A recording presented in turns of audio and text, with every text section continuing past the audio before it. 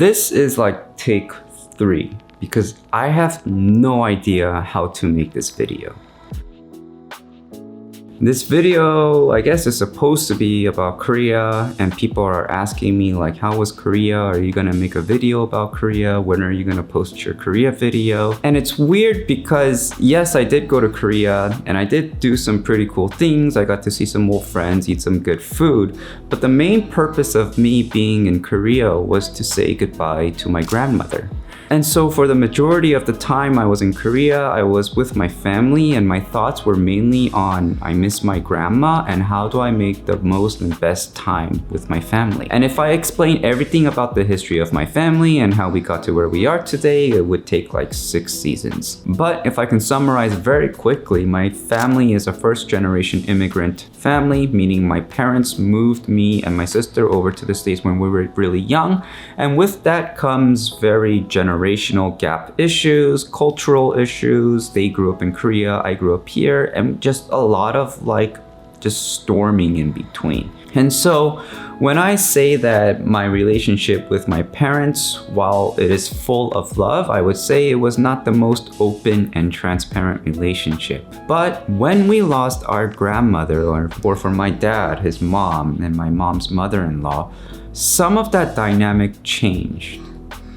Because when my grandmother was alive, she was kind of like, the matriarch. She was, the head of the household. She had everyone under her under control, and everyone knew to act politely in front of her. And now she's gone, and we don't really have anyone to be like, be on your best behavior. We just have to do it because it's only us.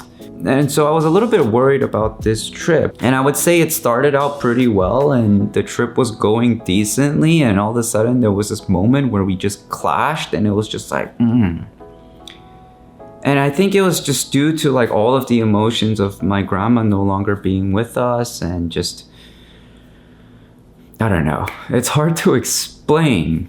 But what came out of it was, I had a discussion with my parents, probably one of the most open and transparent discussions I've ever had with them.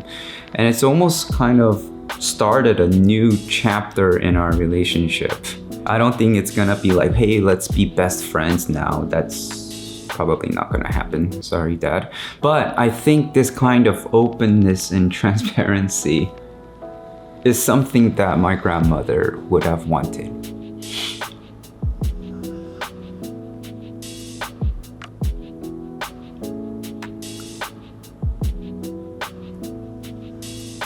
I don't know how to transition to the next part.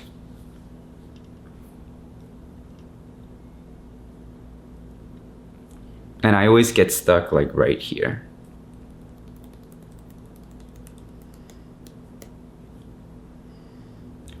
The thing is,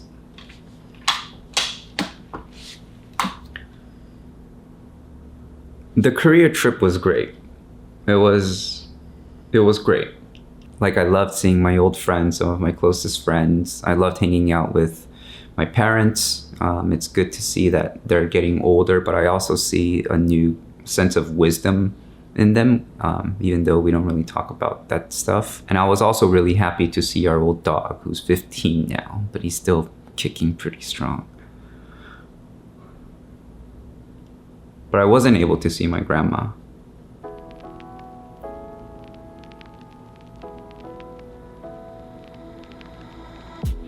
My grandma left a lot of lessons. Even though we never really sat down and talked about life or whatnot. My grandma taught me a lot of lessons in just the way she lived her life.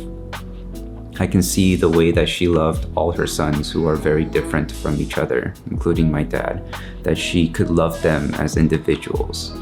She loved all of her grandchildren, me, my sister, and all of my cousins, who are all very, very, very different personalities. And she loved us all the same. If there's one lesson I really can take away from the way my grandma lived, is that I've never found her to be judgmental of anybody.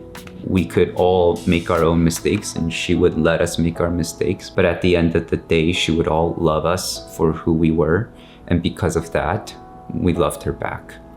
And it was that kind of love that really brought our family together every holiday. And it's that kind of love that keeps us together even when she's not here. Because we want to remember how she loved us when she was here. And I think the best way we can remember that is by loving each other the way she loved us when she's not here. Here's the cut of my Korea trip. Go.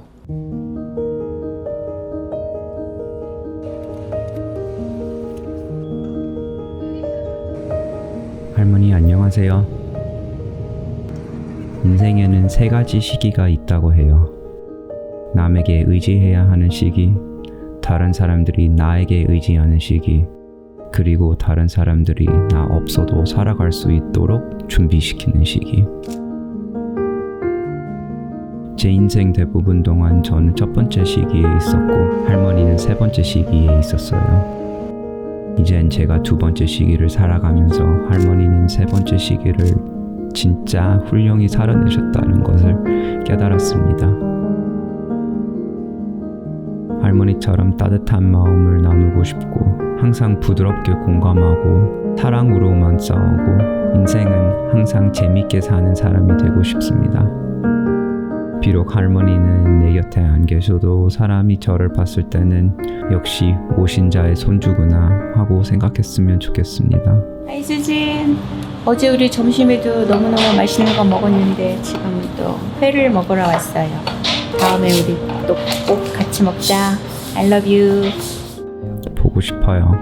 할머니 음식도 한 번 더 먹고 싶고 웃음소리도 듣고 싶고 야단도 한 번 더 맞고 싶다고 생각나네요.